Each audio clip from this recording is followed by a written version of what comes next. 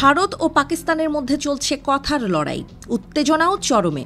ভারত শাসিত কাশ্মীরের পেহেলগাঁওয়ের সন্ত্রাসী হামলার পর দুই দেশের মধ্যে সম্পর্ক আরও খারাপের দিকে।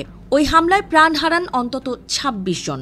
ভারত সরাসরি পাকিস্তানের দিকেই অভিযোগের আঙুল তুলেছে, যদিও ইসলামাবাদ সে অভিযোগকে ভিত্তিহীন ও রাজনৈতিক উদ্দেশ্যপ্রণোদিত বলে উড়িয়ে দিয়েছে।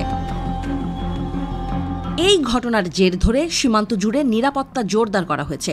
সাম্প্রতিক দিনগুলোতে সীমান্তবর্তী কাশ্মীর অঞ্চলে একাধিকবার গোলাগুলির ঘটনা ঘটেছে।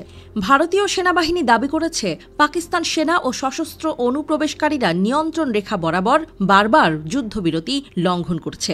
যদিও এই বিষয়ে এখনও ইসলামাবাদের কোনো বক্তব্য পাওয়া যায়নি। পাল্টা জবাবে পাকিস্তানও সীমান্তে অতিরিক্ত সেনা মোতায়েন করেছে। কয়েকটি গুরুত্বপূর্ণ চৌকিতে ভারী অস্ত্র স্থানান্তর করেছে দেশটি।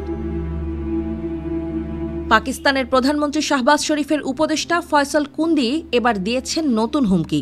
এক সরাসরি সাক্ষাৎকারে আল জাজিরাকে তিনি জানিয়েছেন, ভারত যে কোনো সময় হামলা চালাতে পারে এমন নির্ভরযোগ্য গোয়েন্দা তথ্য পাকিস্তানের হাতে রয়েছে।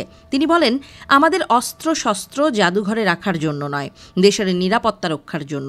পাকিস্তান যে কোনো আক্রমণের জবাব দিতে প্রস্তুত।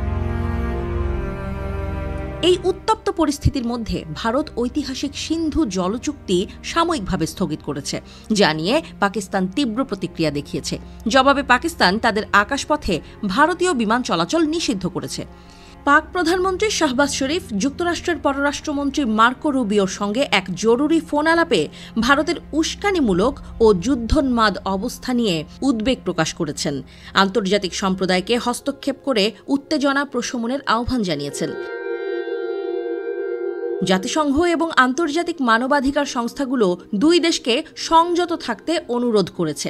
বিশেষজ্ঞরা বলছেন, যদি এই উত্তেজনা এখনই না থামে তাহলে ভুল বোঝাবুঝি বা আকস্মিক সংঘর্ষে রূপ নিতে পারে, যার পরিণতি হবে ভয়াবহ।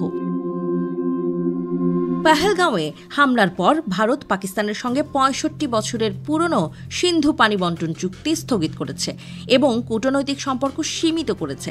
সীমান্তে গোলাগুলি চলছে একটানা ৭ দিন ধরে। উত্তেজনা আরও বাড়ে যখন পাকিস্তান তাদের আকাশসীমা ভারতের বিমান চলাচলের জন্য বন্ধ করে দেয় এবং ভারত পাল্টা পদক্ষেপ নেয়। এমন ঘটনায় দক্ষিণ এশিয়ার এই দুই পারমাণবিক শক্তিধর রাষ্ট্রের মধ্যে যে কোনো যুদ্ধ শুধু এই অঞ্চলেই নয়, গোটা বিশ্বের জন্য গুরুতর হুমকি তৈরি করতে পারে বলে আশঙ্কা করা হচ্ছে।